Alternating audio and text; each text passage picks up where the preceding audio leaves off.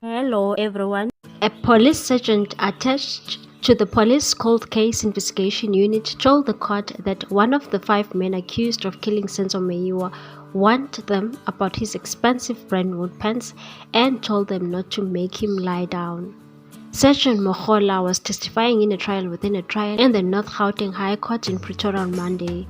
Morhola was testifying about events that unfolded regarding the arrest of accused number 1, Accused No1 Sibaya. Sibaya and accused number 2, Bongani Danzi, claimed that they have been assaulted, tortured, and electrocuted by police officers to confess to Morhola's murder. The trial within a trial is being held to determine whether the confessions made by the 2 accused were under duress or willingly.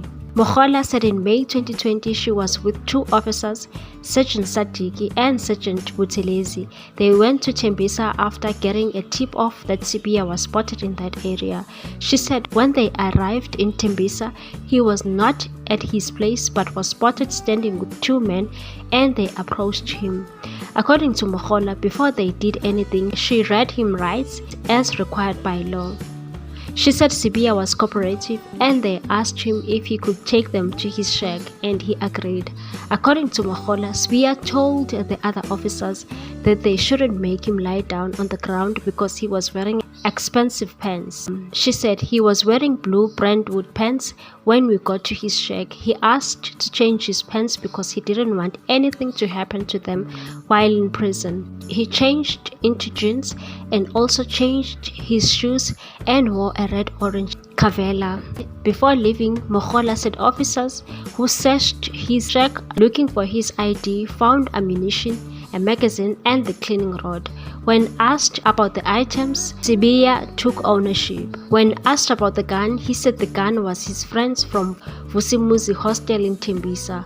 Morhola said she fetched an exhibit bag from the car, put the items inside, sealed the bag in front of Sibaya, and they left with him.